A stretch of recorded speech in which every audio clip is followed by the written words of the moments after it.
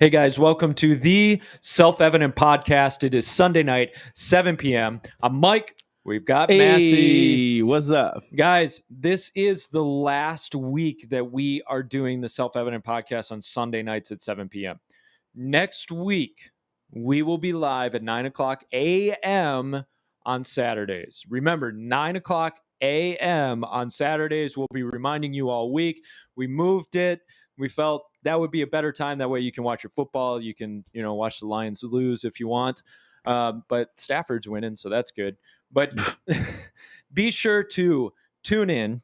Be sure to subscribe. Be sure to watch. Be sure to make sure that you're leaving likes, you're sharing, commenting. Let us know how you feel. Let us know what you want us to talk about. Cool.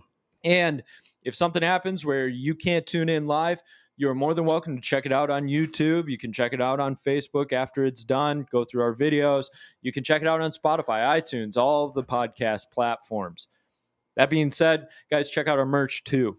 Don't forget, 1776truth.store. Check out the t-shirts. I got one on. Massey's got one on. Of course. Hey, guys, also, don't forget to share this with your friends. The more shares, the more views. The more views, we break the cycle of silencing, guys, because we know it's happening. We don't care. Yeah. We're going to keep doing what we do, right? It always happens.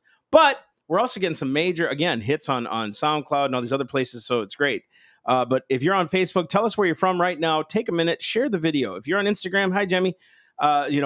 Just there's a lot of people tuning in, especially on YouTube. Hey, guys, comment where you're from if you're watching on YouTube. And please comment throughout this thing. Guys, we have a very important and special guest tonight. But the reason we want you to comment is because all of us have questions. Now, you're probably going to have questions we've answered 100 times. Maybe you haven't heard a lot of the answers, and we're totally down to answer those things. But be patient with us because, hey, there's a lot of questions and a lot of comments. So, again, comment below where you're from. Share this video with your friends. Get them on here, and let's get moving. All right, let's get started. Let's roll right into news bits. We want to get to our guests, so we'll go through this fast. Let's go to slide number 1. So National Review, I thought this was good for us to kind of discuss because this goes to the main topic a little bit. National Review had an article out discussing teacher licensing. Now you may think, well, what do I really care? I want to ask you, what would happen if you did away with teacher licensing? And we're just asking the question because this is something to think about. Mass, I think there are a lot of people who are not happy with the education system and where it's headed. I wouldn't say it. Yeah, I would say that.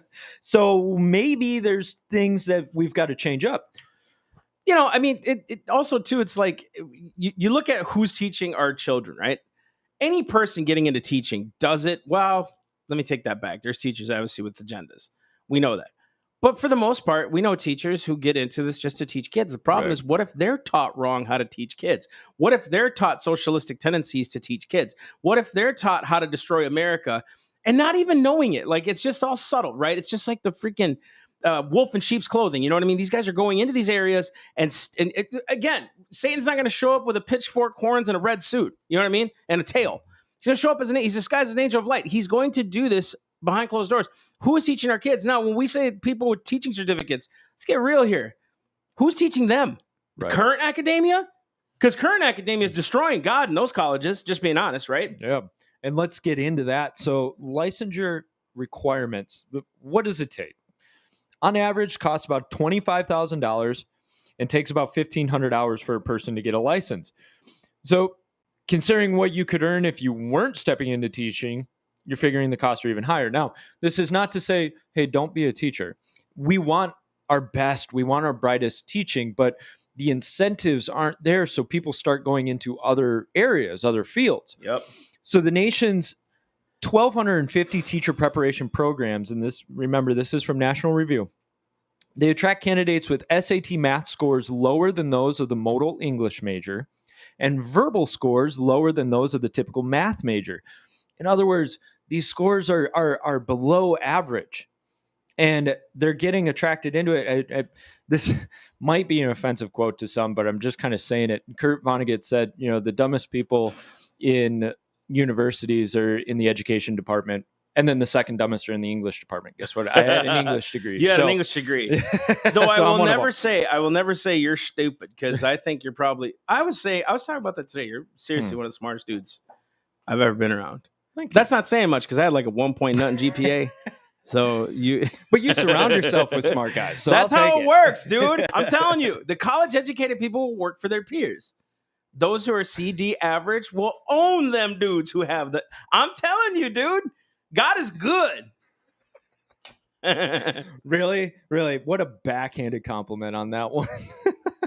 Despite this, okay, there's not a whole lot of difference between the people with certifications, those without certifications. The Aspen Institute found 7% of superintendents and 13% of principals think a certification guarantees a teacher is capable to be effective. In other words, a very small majority of those in charge actually think the certification does something.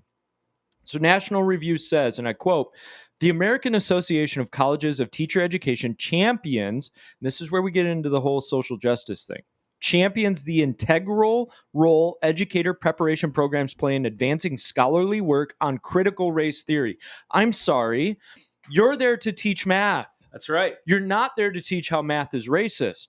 It continues and urges them to resist recent federal attacks. Exactly. Look at that. The agendas. Now, if you guys are going to be around, Revive Church is having a Moms for Liberty group coming out October 18th. We're going to be talking about the education system, how it should be, how it should have been, what they should be teaching, and should we even have public schools in the first place? And our guest is really going to help nail this. Now, going to nail it in a more nuanced way, yes. We're excited. Clear way. You're not going to get the extremists one end or the other. You're going to get a good analysis of this system. Yes. So anyways, back to it. Accreditation standards for teacher preparation call for candidates to inventory their personal biases so as to promote equity, diversity, and inclusion. At the nation's largest teacher preparation programs, 2 in 5 faculty say that their area of study includes equity, race, or diversity. And about a third of these scholars employ a critical race theory perspective. If 33% are including critical race theory perspective, which this, I had kind of a debate, although the person didn't respond, which was too bad, but they were championing critical race theory. And what I said was, but it's a lens. It's something to look through. Right. So it colors everything. So that's what they mean by critical race perspective is it's not just, hey, this is a theory. It's this colors everything. Right. This answers everything. And you have to understand, once a person is looking through that lens, they will see critical race theory everywhere they go. 100%. That's the whole thing. I look at the world through a biblical worldview. I kind of have to. I'm a pastor, right? Or just I'm a Christian. I have a biblical worldview on everything that I see, right? Now, is everything affected by that biblical worldview? Absolutely. But it could also be affected by a pagan worldview or a critical race theory worldview. Because let's be honest here, guys, government has now become religion. Critical race theory has become a religion. We have more belief in that. Science has now become a religion. And people always hated when Christians would say that. Science is a religion, right? All hail Dr. Fauci, the FDA, and all those guys because they know what is best for us. Because no matter what they say, we're going to follow it anyway, right? So we see where government has now become a religion. And yet they're going, it's so crazy. They'll condemn religion in one turn and say, we can't get involved, separation of church and state. Yet if you don't follow them, they condemn you publicly, right? That's bad religion. Seriously bad. Christ never condemns. And if you're a Christian condemning people, you're in the wrong. You got to repent because it's not scriptural. It's not scriptural at all, right? But that's what's been happening. Things out there now have replaced God. And we trust more in science than the word of God in a lot of ways. Nobody's saying doctors are bad. That is not what we're saying. I'm saying when the trust goes where, hey, I trust my immune system. And you know what? Forget my immune system. Get off this topic. I have God-given rights that you can't touch. I have freedom of bodily autonomy. I have the freedom to choose. That's it. Forget the vaccines. Forget all this stuff. I have rights before God. Government can't touch it. Read the First Amendment. Read all 10 of them, right? The Bill of Rights and all these things. Read the preamble to the Bill of Rights. In order for this not to be misconstrued, that's why they wrote this, right? And so here we are saying it's not about everything has a lens. If you love big government, that's your lens. If you love critical race theory and you want to stay on a victim mentality, honestly, let's get real. You can hate me if you want. That's the lens you're going to view all of life in. If you think feminism should rule and masculinity is toxic, that is the lens that how you will view things the rest of your life. You will never trust a guy doing the right thing because he's doing the right thing with his heart. You always look at it and go, what's his motive? right? Which And is the same thing with critical race that's theory, what I'm right? saying. Yeah. Oh, I didn't mean to cut I'm you done. off. I'm You done. good? Hey, Okay. I'm good. I'm a woo! Here we go. He's working. fired up now. Coffee's working. So the question comes back, and the whole reason that I brought this up was I want you guys to think about, have we put all of our faith in the licensing system? Now, we very quickly go, well, how will we tell if they're good or not? The same way we do it in the free market principle. And this is something just to think about. Are we hiring people based on merit and based on what they can actually prove to us that they can do? Or are we hiring people based on the fact that they have a license and so therefore they must be good?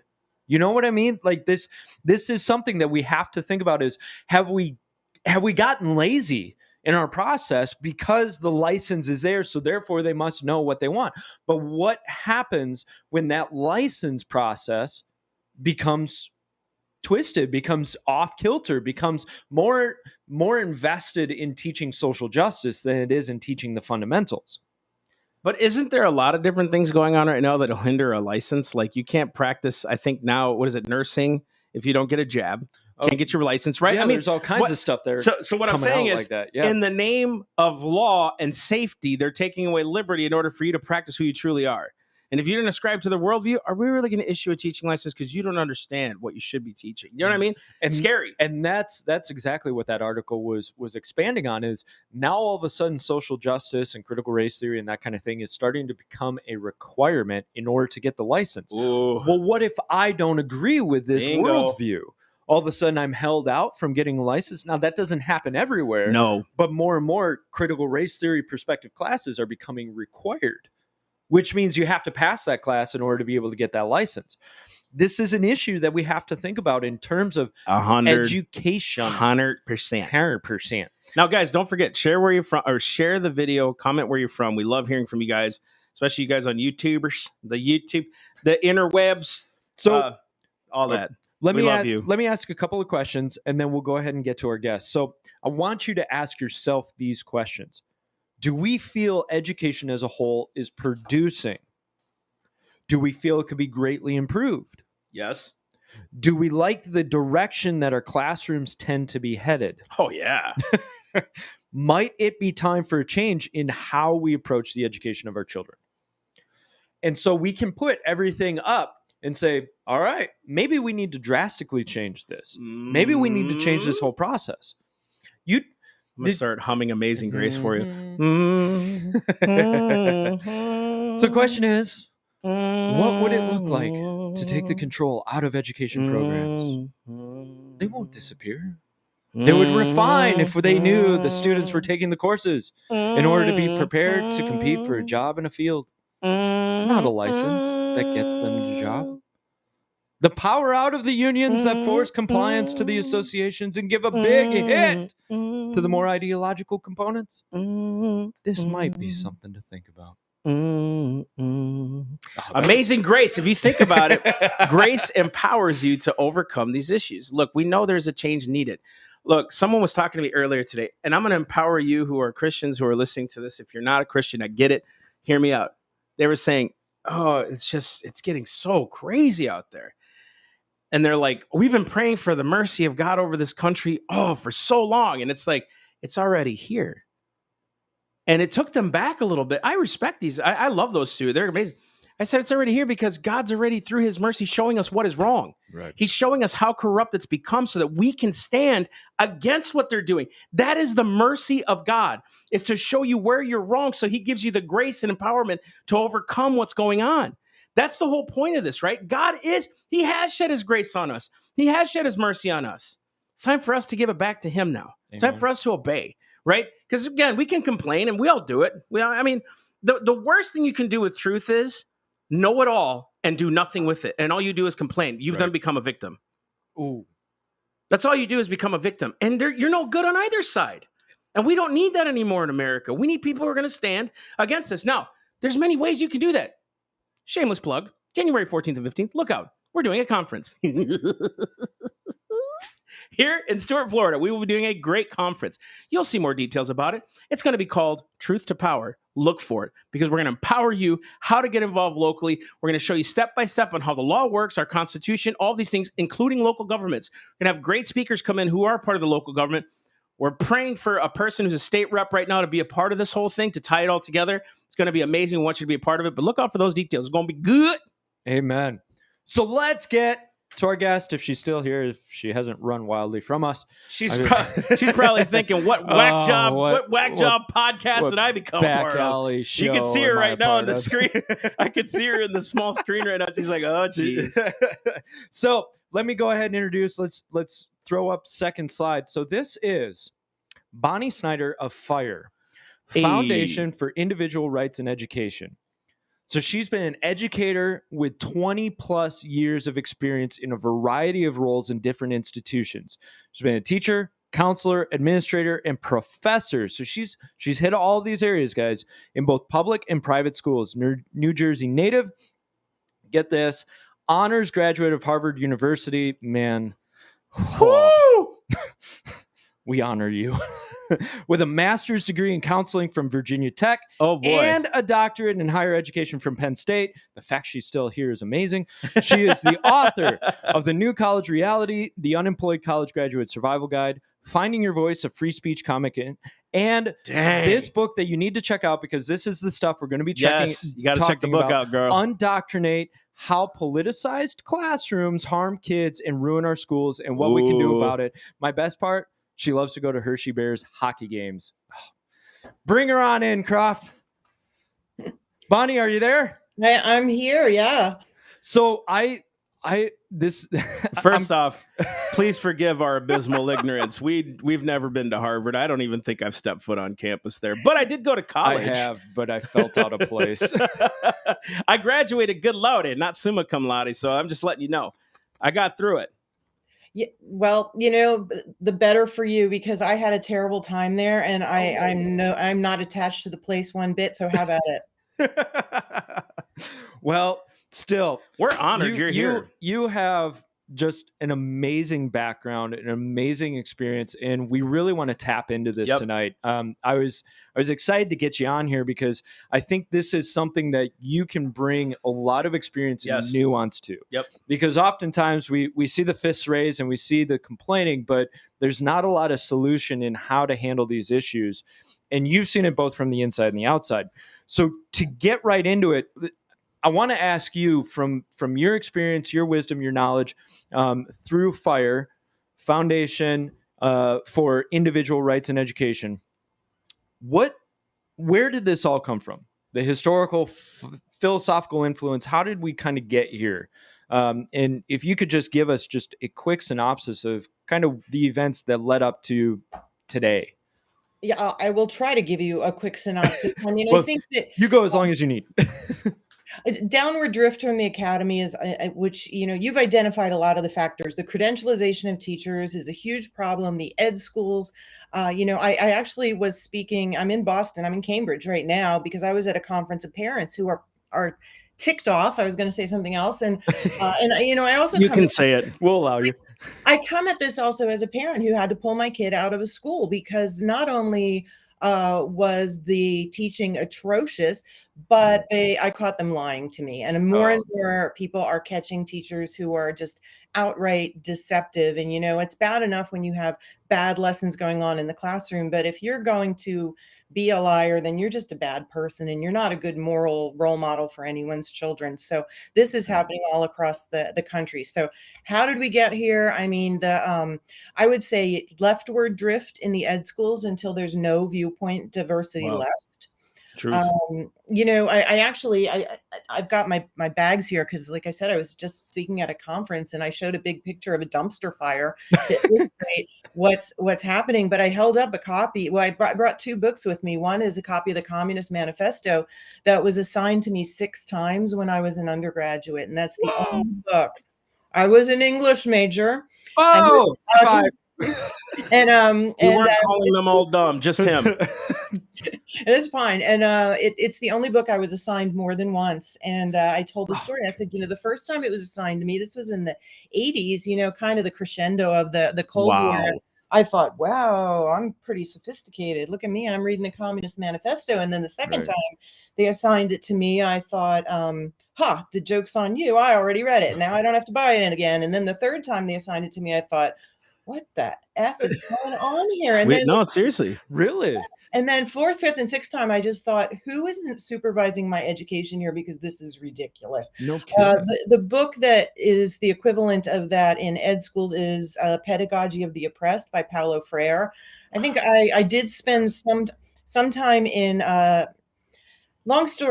short story long. I thought I would become an English professor. And when I encountered critical theory, which was really just hitting in ed, it really came out of the humanities. It came out of English departments, believe it or not. And Right. I was more interested in literary appreciation, and I wanted to, learn how to become a great writer, like Tolstoy or like Dickens or somebody that I really admired. And all I heard in my classes was, well, Dickens, Chaucer's a male.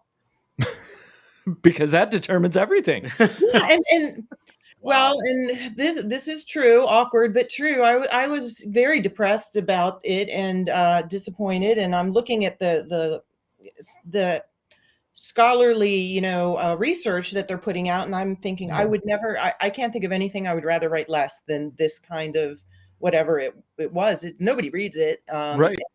but and so I went to my advisor, and I was not enjoying graduate school, and you could tell that the spirit had left them. They were just completely drained of any, joy and in their lives. And they said, if you want to get a job in this field, you were going to need to specialize in lesbian literature. And I thought, I'm done. Like, I'm sure I've read books Unreal. by lesbians, but what is that? Why would I read a book because a lesbian wrote it? Why? So I left. And eventually I did go back to grad school specifically to become a higher education administrator. And I went to Penn State. I was assigned a lot of Paulo Freire. I hated it. I took a long mental health break in the middle of it. And then I decided, if people like me don't finish, then nothing will ever change. I did finish, and I was never really hired. I worked as an adjunct faculty member. I was a teacher educator for a number of years. So if I could just speak a little bit about teacher education. Yeah, please. Some good news out there is I earned my teaching certificate through what's called alternate route, which means I was taken straight from Harvard and thrown into a classroom, and experienced teachers had to supervise me. I was paid that. I was given night school classes for free. There were some other really nice, excellent teachers there. The teachers who trained me were high quality. And so when I see what's going on now, I just look at it and I'm like, who trained you? You can't do this. There are ethical guidelines that govern the practice of teaching. This is a profession. And, so apparently I did pick up a few things during that time. So there's two kinds of ed schools, though. There are the ed schools that are like Harvard Graduate School of Education, and Columbia Teachers College, which are just gone. They're just gone. Yeah. And then there are other ones that, like, my husband is a professor. I won't name the school, but Regional State University, and these are less prestigious and less cuckoo crazy puffs. Right. So that, I think some of the best teachers are probably coming out of those. If I were a parent concerned about the teachers in my children's schools, if there's any teacher choice, sometimes you can sort of ask the principal, ask for older teachers. That's my advice. They're less likely to be extreme. That's not a guarantee. I mean, know the teacher individually. But at Fire, we fought against these, social justice. The terminology changes. I mean, jargon in education. Always, every couple of years, they start switching stuff up to keep you on your toes, right? I think it's accelerating too. Back in around 2005, 2006, the NCATE, which is the National It's like the accrediting agency for teacher education. They instituted dispositions that aspiring teachers were supposed to meet in order to be certified. And they added social justice as one of these. In fire, this is before I was at fire, they fought this and they were successful. Good. Because they said, your definition of what is just derives from your conscience. For a lot of people, probably most people, that derives from your religious convictions. But even if you're an atheist, to be told that, you see a big lever with which to push back is it's one thing to talk about a theory. It's quite another thing to expect students to agree or to affirm it. So even we're seeing lawsuits from professors and from teachers who've had to go through some of this training, Yeah. DEI training and whatnot. And fire's position, we only litigate at the higher ed level. We educate at the K-12 level because we know that what the problems we're seeing in higher ed have drifted down. And if we don't reach people younger, kids, they're bringing this anti-free speech attitude to colleges. And Yep. so we're trying to hit it from multiple points. Are you so just that litigation side of that, are you guys noticing a strong increase in the activation of parents of Yeah. the Oh, yeah. people getting involved? Like is fire kind of seeing this as encouraging that Yeah. people are starting to get involved and get in there? I am very encouraged. I started at Fire 5 years ago, and I at that point I had this manuscript for the book that you mentioned, Undoctrinate, and I could not, I hadn't. I had a what do you call them, an agent, and she refused to promote it for me. You're kidding me. Oh. Surprised. Yeah. Even though she sold my other books, and but suddenly this past year I couldn't sell it fast enough. Like I couldn't finish it fast enough. Even though I had been doing it for about 8 years. It was, it was like wait and then hurry up. So the sudden mobilization of parents is the most heartening thing I've seen in a long time, and I am encouraged, and I'm optimistic. I think that what can't go on forever won't. I think that the tipping point for most parents is what it was for me, was the deception. Right. Yes. The deception. And between a minor child and their parent, an adult keeping secrets, how creepy and sinister is that? Exactly. Which was just accelerated by the whole Yeah. Zoom classroom ideas. Don't tell your parents, this is just between us. I think too, like it's funny because these ideas will eventually implode on themselves. I don't know if that makes sense, but they're going to implode on themselves for this reason. Even the book you mentioned, the pedagogy of the oppressed. If you look at what they say, like that book, I've read pieces of it here and there. I didn't read the whole thing, to my detriment. I just didn't read the whole thing. But what he was basically stating, anybody who's oppressed, right, should be able to fight for their liberation. But those liberative causes should only be led by the oppressed. Well, now you're seeing elites run these oppressive groups, and they're following the elites. Eventually, it's going to turn on themselves. Well, I often make the point now that most of this ideology makes this one point, that it's all about power and oppression, power and oppression, and who's got power. And they're taking little kids and being like, you are an oppressor and you are oppressed, which is such a disempowering message. Exactly. I mean, they're inciting shame and guilt in the targeted, and then the victims. It's just pitiful.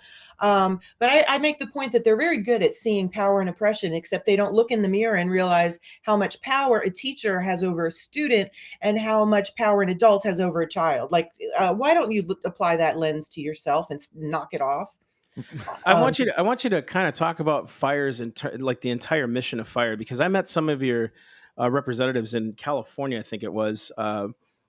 His name escapes me. Dude with glasses. Yes, Josh. Josh Haverlock. Yeah, what a great guy. And he came to the table. I went to his. We had this great discussion. He was cool as I'm a pastor, I'm a Christian. So he was like, can you make a non-biblical case for, pro-life? And I said, of course. And we had this great discussion, and it was cool. But just to see them, young people, excited about talking about liberty, rights, and all that stuff is what really excited me. And he said, can you have our director come on to the podcast? I'm like, we can have you come on the podcast. He's like, oh, no. I'm not well spoken. I was like, okay, you will be though next year. So we'll probably get you on next year. Yeah, But I think you're fire actually you're supposed to have worked it for 2 years before you, you know, speak publicly. Maybe oh, got it. But you never. they completely respect you there. I just kind of want you to talk about what you guys are doing is amazing. We stand behind what you're doing. Can you just talk Fire more about is fire? awesome, and everyone should check out Fire. We are nonpartisan. We have people from all across the political spectrum, and it's like it was when I was growing up. Like people say what they actually think, and people go, "Oh, that's interesting," and nobody hates anybody because of it. Imagine. Crazy, huh? Great. So our president and CEO, he is, I believe, he's definitely on the left, and I believe, is an atheist. I'm not. I don't want to. I believe so. You don't want to speak for And him, but yeah, no, I think he said that. And he yeah. wrote Coddling of the American Mind with Jonathan Haidt, which was a New York Times Really? bestseller. Yeah. So, um, Okay. and he was talking in Boston. I convinced him to come up because this convention we just had this past weekend was called Parents Unite, and it's Boston private school parents who and I have been trying to get into New England since I started at Fire, and this was, and finally it's there. Even in New England, they've had enough. Which Like that's saying something. yeah, the private schools, because a lot of people think, well, I'm going to yank my kid out of public school and put him in private school. Well, that's just going from the fire into the fire, That's into right. Right. That's the right. other, whatever the saying is. To Right the now, frying those pan in are the fire. even worse. And believe it or not, I'm not saying you have more leverage as a public school parent than as a private school parent because, in a private school, they can violate your First Amendment rights because it's, freedom of association. You don't have to be there. In a public school, they are bound by the First Amendment. So what we do at Fire is we defend constitutional rights. Mostly it is First Amendment things, but it also includes due process. We've done our lawyers, most of our employees are lawyers. I'm not, but a lot of due process work with Title IX and a couple years ago, the rape crisis on, what was it called? That was Oh the yeah. big, Yeah. yeah, that was, Remember. and so a lot of people were being accused of things and weren't being, having their Yeah, fair degree. and proper trial. Yeah. Yeah, exactly. Freedom of association. I think that we tried with Harvard's final club. I guess we kind of did win with those because anyway, freedom of association, you can single sex clubs and things like that. So that's what we do. And we try to educate, in terms of K-12, Greg, our president, Lukianoff, he has pointed out that the biggest concern for First Amendment freedoms are with the students, not with the Right. teachers. Teachers' speech in public schools is hired speech. And I would say, students and parents have rights, but teachers have responsibilities. And that's why right. they're paid. That That's a perfect point. that gets into, one of the questions that I had sent to you was this kind of intersection of rights classification. So if we could expand that, so you've got parents, you've got children, you've got teachers. So how do we interact, or how do we handle that intersection of rights where there's a conflict, especially in the public schools? Teachers have very few First Amendment rights in the classroom. I actually have a talk that I'm going to be giving at the National Council for the Social Studies. We go to a lot of conferences, and I go over the limits of teacher speech. And there are, and it's based on when teachers have gotten in trouble with the law and been fired, and the firing has held up. So teachers are expected to deliver instruction that is aligned with the learning standards that are democratically adopted by the state. The whole time I was writing Undoctrinate, I kept in the back of my mind, if I could have had any silly subtitle, it would have been, "This is not a free-for-all, people." You don't just make this stuff up. And you hear these teachers who are like, "My classroom, in my classroom." Well, that classroom belongs to the public. They're paying for it. It's That's not. right. Ooh, that's good. So with what happened, this is kind of a side caveat. The teacher that got busted by Project Veritas in Yeah. California, what recourse, because a lot of these guys will be protected by the unions and all these other things. I don't know. Did he get fired or something like that? I don't But remember, he was the one honestly. that was he was teaching them all about BLM, and he was like Project Veritas did this whole thing on him. I suppose you didn't watch it because you don't have social media, because you hate social media. Because I'm trying not to rot my brain. All right. But what kind of recourse should have happened immediately with that teacher, if you could tell our listeners? Well, teachers are licensed by the state. And the reason they're licensed by the state is because they're in a position to do harm, because they're licensed the same way that a doctor is, or a lawyer, or even a cosmetologist, because you have access to vulnerable people, and nobody's more vulnerable than minor children. And these are not Great your point. children. That's They're right. other people's children. So, I think, and we've had a failure of oversight. I think there's been a lot of complacency. Licenses can be pulled by the state, and there are professional misconduct. So if you have a teacher who is having a free for all in the classroom, I would look at the disciplinary code at your state Department of Education. You can report them. And I think that parents are having to wake up. I think there's been a lot of decades, maybe centuries of trust, this golden idea of bringing an apple to the teacher and the Right. first day of school and lunch boxes, and they would have, listen to your teacher, Johnny. And I have wonderful memories of, I did not have one terrible K-12 educator. Me So neither. yeah. And there are a lot, we hear at Fire from many K-12 educators who are as upset about what's going on as the parents are. And some of them are speaking up. They're in a very awkward position because their jobs, some of them are not tenured. Some have resigned in, conscientious objectors. So, find the good teachers, support the good teachers, and we've got to start weeding out the bad ones. And sometimes I have sympathy for some of these teachers, because I really think they don't know better, because the ed schools have gotten that bad. Right. I did have a talk with Lyle Asher for ASHER. He wrote a great piece in the Chronicle a few years ago called The Chronicle of Higher Education, called How Ed Schools Became a Menace. And he's out in Portland, the poor guy, at a college in Portland, Oregon. And Oof. he says that every bad situation he sees on campus, when he traces it to its root, it always leads back to an ed school. Actually, the exact degree that I got, which is higher ed administration, and it was bad. What the degree I got was bad. And I did it specifically to be a reformer, but I think that I was like this piece of bone that they choked on, the whole time I was there. And, I probably got blacklisted, and which is why I couldn't get that kind of work, which is probably best in the long run for me. But good on you for sticking to your conviction Totally. and wanting to change from the Totally, inside. Because totally. I think that's awesome. We come from the conservative side of things, and one of the frustrating parts is there tends to be a lot of looking from the outside in, and not a lot of, so I'm going to get in there and change it, right? I'm going to point my career path towards it in order to fix it. Right. And so I want to give you credit of, you saw an issue, you said, so I'm going to jump in and I'm going to do this in order to fix this. Yeah, and we're not the kind of guys that are mad for mad's sake. We're not and I even say this to the detriment. I know we're nonpartisan. We're actually nonpartisan. We're not Democrat, Republican. We're just constitutionalist Christians.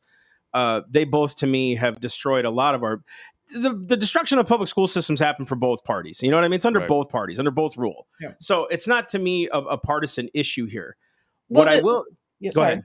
The Christian thing is so interesting, and I'm really wrapping my head around it, because I did actually have to read the entire Bible as at Harvard.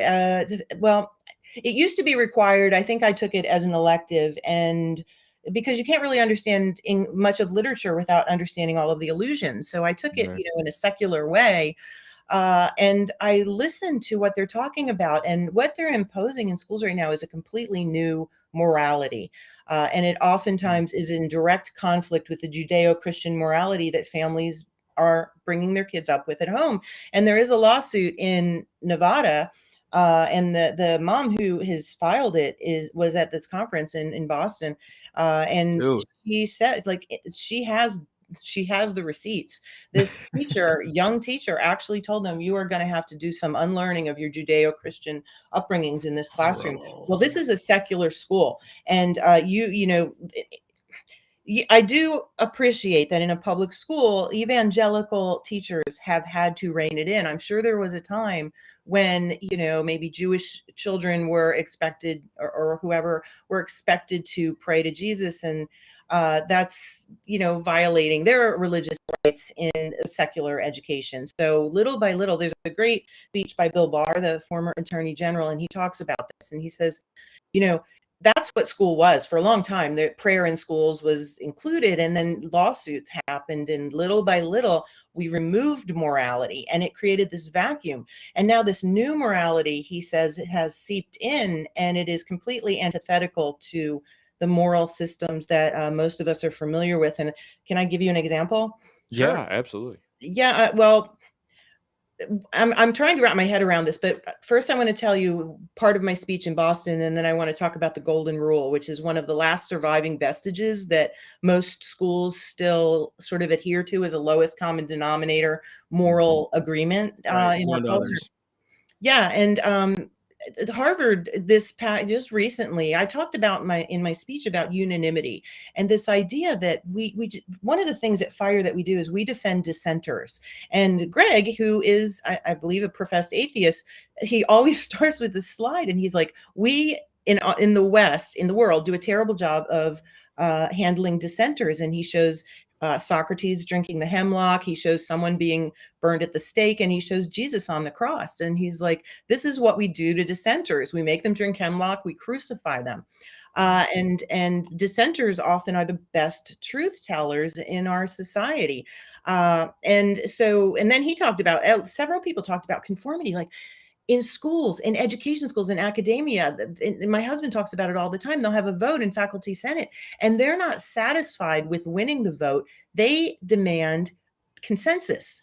And they will come for you if you are just voting against it. And it's this weird itch that they seem to need to scratch. I'm fine with losing a vote, majority rule. I get it. Just take the vote. So that's happening. But what happened at Harvard is Harvard was founded as a Christian, as a seminary, right? 1630 something, 1637. 1630. I should know. I don't know. 37, I think it was. 37 to 38. 1600s, yeah. And obviously before America, and it was because we dreaded to leave an illiterate ministry to the churches. And I get that it's become increasingly secularized, and it's been called godless Harvard, among other things, like Moscow on the Hudson. I mean, on the Charles, rather. It's on the Charles movie. But Just a couple names. yeah, there's a lot of nicknames from Harvard. And so they recently had a unanimous vote. And I brought two books. I brought the Communist Manifesto, and I brought my hymnal. I used to work as I volunteered as an usher in the Memorial Church, because Peter Gomes was an amazing minister at that time. And, you can look up some of his old sermons on YouTube, because he is just a phenomenal speaker, and it was just so literate. And so I learned more from him in the Memorial Church. And I'm talking about not just, I'm talking about history and about, philosophy. And he was just a very literate, extremely intelligent, amazing human being. Well, they just unanimously elected an atheist as the head chaplain at Harvard. Yeah, that's right. We heard about that. We actually covered that, didn't we? We did. Yeah. Yeah, and I brought this up, and I made a joke because in my book, I talk about the many reasons why indoctrinating kids is shortchanges them. And I went into the philosophical reasons, the pedagogical, the emotional, the ethical, the democratic, the developmental, the legal, but I left out spiritual because I didn't really feel qualified. And I've been thinking about it ever since I turned in the manuscript. So maybe I'll do an article on that. But I made a joke, and I said, I'm no theologian. And then I said, but apparently neither is the head chaplain at Harvard. So I'm going to go. And a woman came up and took me to task afterwards. And apparently she might have been involved in that vote. And she needs to stand by her vote. Well, and I said, well, hey, okay, you disagree with me. That's fine. I'm fine with that. I said, I would support your right to disagree, but she couldn't, she hectored me, and she kept hectoring me, and she couldn't leave me alone. And I was, I'm like, I don't see it that way. And she finally said, but doesn't secular humanism have enough scope to operate at Harvard? Does it really need the church as well? And she didn't really understand. And she just kind of asked me again and again and again, until finally I sort of, made it clear I was done. And but then she said to me, but isn't it a good thing that we've moved on from that? And it didn't hit me until the next morning. And I thought, well, who are we? Who are Right. we? There's this idea that you must join us, and kids are feeling that pressure. Kids are feeling bullied by their teacher. They're feeling Absolutely. yeah, and there must be unanimity. We must have consensus. Don't dare disagree. And so, this is not a proper education for people in a free republic. This is not how you train people for self-government. Because so That's the word. This is how Self-government. you right, train them for self-government. authoritarian rule. Right. Right. What it does away with is actually critical thinking, right? So Yeah. what's education Oh, supposed to be? But teaching somebody how to learn, not just putting the facts in their minds, but teaching them how to learn, right? And what we're finding is, you were talking about this consensus idea, and immediately what I thought of were struggle sessions from Maoist China. Oh, yeah. This idea of we will berate you and beat you until you understand, right? Shame you, humiliate you. Yeah. Right. I think that's the difference, though. Like when I think about like past education here in America, there was the Congress had printed in 1782 Bibles for schools, all these other things. The one thing that Madison had said, though, was if you have to force someone to believe the way that you believe, and this was a Christian, he was a Christian. He basically said you are violating the Holy Spirit. So what happens is Christians become jerks, and they're not even really talking. I'm gonna be honest with you. If you have to force someone to be a Christian, you're probably You're not doing one. it wrong. Yeah, you're probably not one because you're not ascribing to the things of God. I think in a lot of ways, it was Benjamin Franklin that said, not everybody at the history was a Christian. He said, but there wasn't a person alive who didn't hear over 1,000 sermons in their lifetime. So it was a common morality that happened. There was Christians, there were non-Christians, but we all had this common morality because there were different people with different faiths. Of course there was. There was atheists, there was all those things, right? And for what's happening now, it's not even to do with religion. It's destroying the kids' thinking into we can't self-govern ourselves, so we need a bigger government to do it for me. And it always ends up in oppression. So the more they can destroy a moral inward fabric, if they can destroy integrity, if they can destroy your calling, if they can destroy your masculinity, if they can destroy, I'm talking about on a male side, female side, same thing. Then we have to depend on someone to take care of us. They love that because then it turns into government and God, Well, I'm going to make you feel a lot better. A lot of students don't like this either. And no, I know that. It's waking up. Praise God. I'm saying praise God. Yeah, and students are starting to organize. We had students at this group, and they're meeting online. And Give us hope. Yeah, if anybody, and they are sharp, and they know exactly what's going on. So if anybody's interested in that, you can write to me at highschooloutreach@thefire.org. I can, if you have kids who might be interested, because they're looking to get more kids involved. I mean, Maya Angelou said, people don't remember what you said. You remember how they made you feel. And, people don't like being treated like this. I think it was Dale Carnegie said, a man convinced against his will is of the same opinion still. I hope in that people are not learning the lessons that these teachers are teaching necessarily. They sort of listen to it and they think, well, you're the worst advertisement for this because you don't let me speak. You don't let, I hate your class. And so bad lessons can be good learning experiences sometimes. And I would also say, parents, you need to interrogate your kids after school. Well, that sounds terrible. You need to debrief them and go over the lessons and maybe correct them and balance them and give them supplemental materials. And I have suggestions on that as well that I'm happy to email to people. Because they really are attacking the underpinnings of Western civilization, obviously the Judeo-Christian Enlightenment, which is really the foundation of all of it. Right. But our system of laws, they're attacking that. They're attacking objective truth, the idea of it, that there's no such thing. And that's the problem. It's a little bit of a problem. Yeah. And that as an aside, that gets into, I remember Dr. Jordan Peterson and Sam Harris did a debate series talking about, that underpinning of Judeo-Christian values. And Peterson was saying, look, you can't get rid of this because this is what you've built everything on. And Harris was saying, well, we've got to where we are, so now we can get rid of it. And so there was this whole argument going on and Peterson, I think, was right personally, of saying, but you can't get rid of it because everything will collapse because you've already built on top of it. Yes. And that idea of objective truth and what we're going through right now, especially with our education system, is, so you had brought up Marx. You brought up the Communist Manifesto, so I get a wedge in now. So Marx, the whole thing was deconstruction. it was critical everything. It was deconstruct all of this. Well, what do you have left if you tear it all apart? Right. Now, Marx always said, we'll rebuild into the utopia, but that's the trick, is you never can. And you see a lot of this ideology coming through of, let's tear down the whole system, let's start from scratch, but you can't get there. And why would you tear down something that's been so successful and so it's taken thousands of years Right. to get to this point? Why do we all of a sudden decide we're smart enough to tear it all down and start again? Well, and why are we suddenly listening to another dead white male? Right? Oh, right? Jeez. I like that. That's good. I got that from Charles Love. That's to you, Charles. Would you mind answering a couple questions, Lisa, I'm sorry, Bonnie. I was reading Lisa's comment. There's some people who are like educators, and I'm wondering if you could like just kind of shed some light on what they're asking. I'll try. Okay. Here's Lisa. Lisa Keller, she said, the reality is there's little oversight in our classroom. School boards and administrators really don't know what materials are included in curriculum packages, nor do they know what an appropriate curriculum should look like for a particular subject and grade level. Administrators cannot be in my classroom every hour, every day. I'm opposed to video surveillance in my classrooms. Do we really want our children trained to think that it's normal to be on surveillance all the time? What say you to that?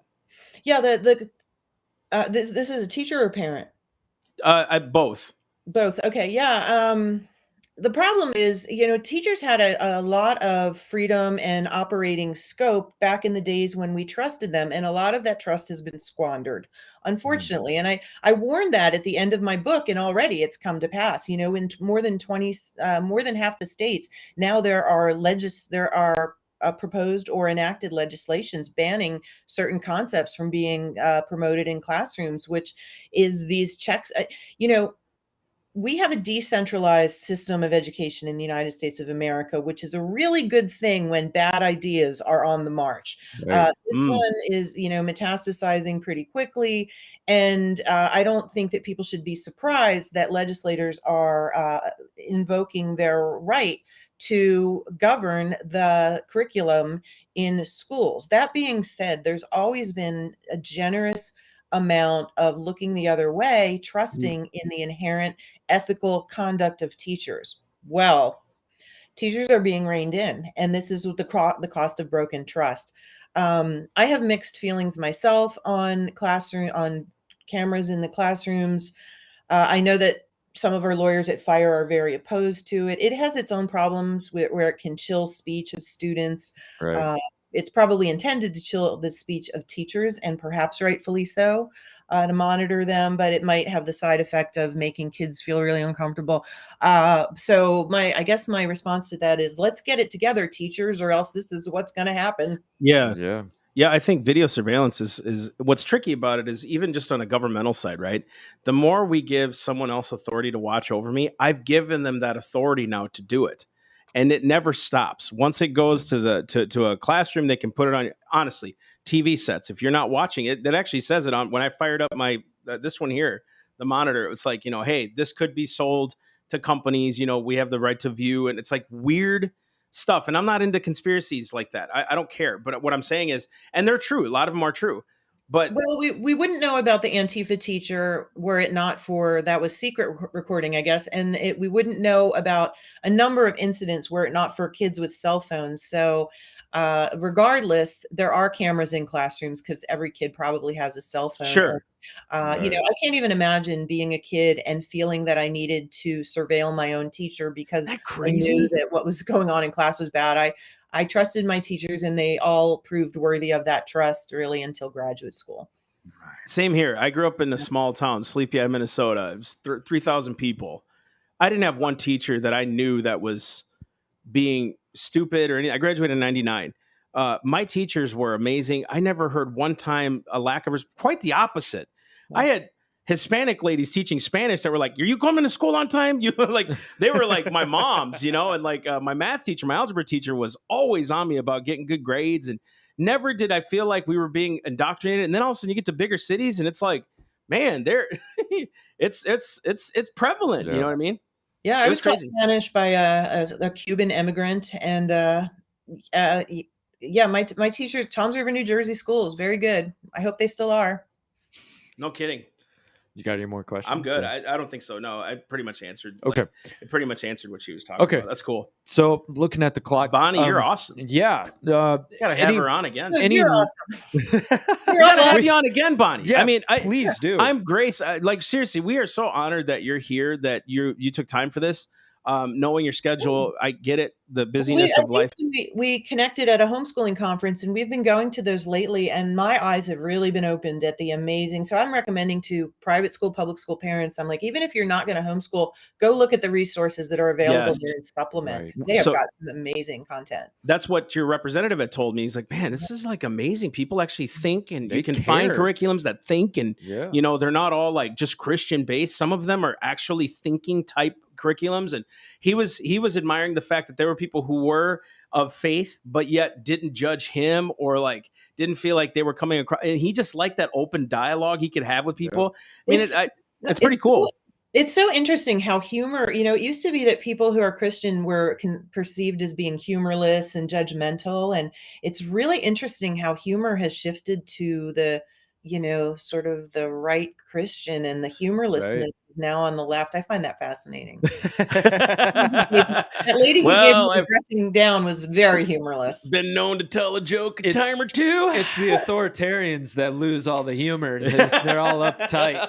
Well, that was the thing, and I said I'm no theologian, but neither is the head chaplain at Harvard. Oh, that's so good. Can I use love that? I gotta use that. Yeah, I was like, it's a joke. So like, good. I'm sorry your sense of humor died, but I was kidding. Actually, incidentally, Greg Lukianoff, before I started at Fire, produced a video with several comedians, and it's called "Can We Take a Joke?" about like the death of humor. And comedians were also early canaries, saying something's really bad in our culture. Yeah, and they stopped going on. Aggression is through humor.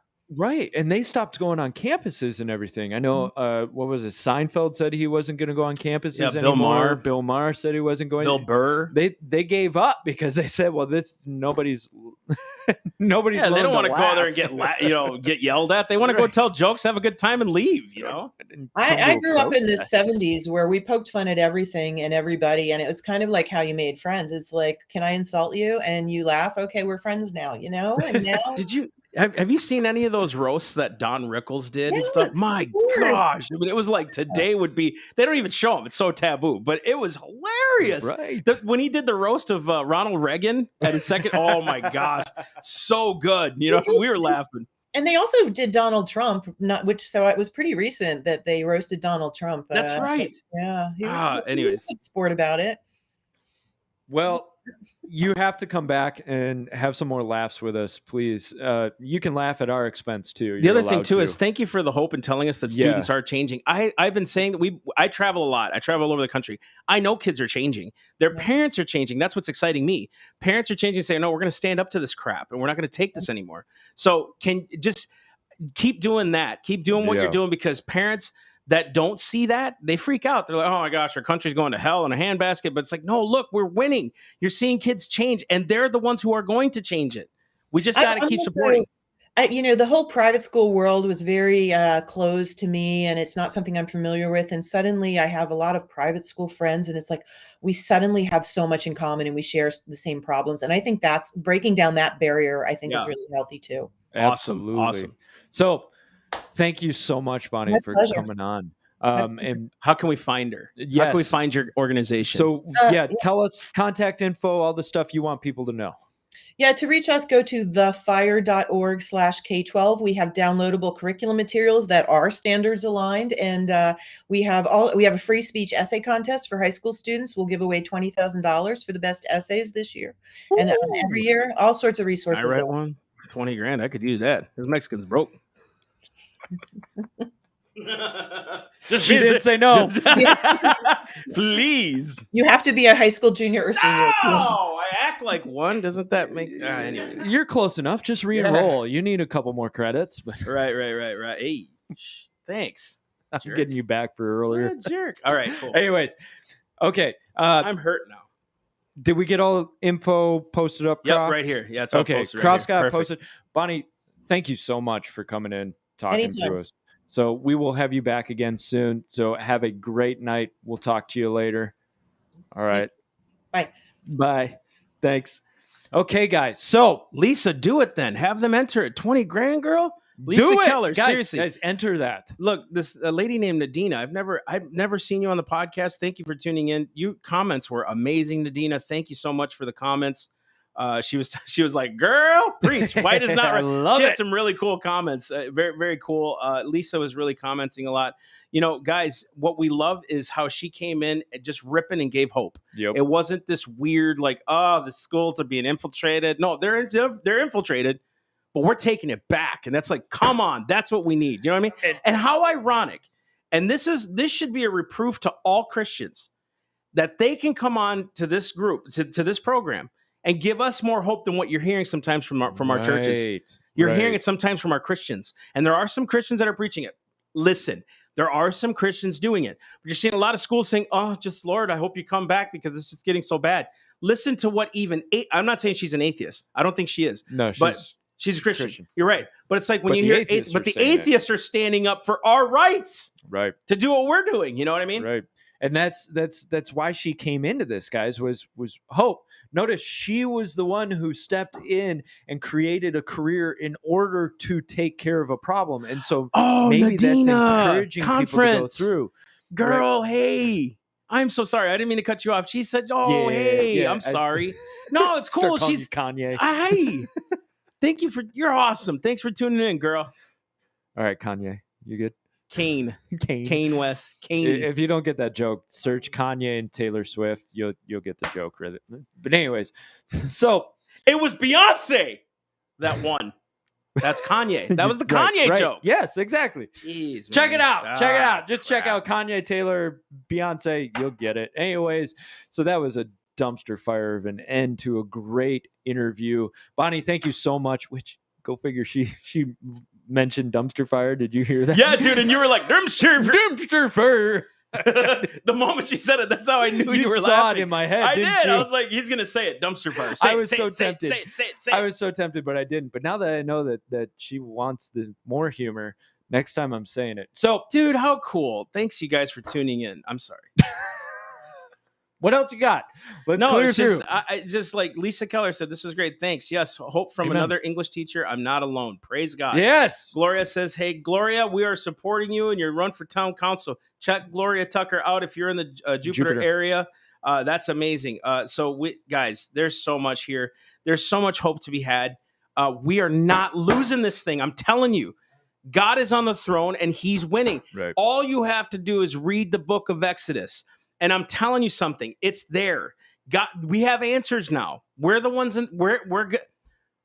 If you can't believe that, why would God send us to do the impossible? I'm sorry. We're not done yet. We're not done. Those kids do not belong to Satan. They don't belong to the school systems. They belong to you. So it's time for you to take authority in your house over your kids. Start praying over your kids. Start blessing your house. Start blessing their minds. Teach them the truth and walk in it yourself so you're not a hypocrite and watch your kids flourish. I'm telling you, there is so much hope to be had in this country. We're not done yet at all. So keep standing. We're going to win this thing. I'm telling you, it's going to be worse. It's going to get darker before it gets better. So let's keep standing. Which will activate you and it will move you forward. Because it gets darker, so you know you have to step up. We've been asleep. It's time to wake up.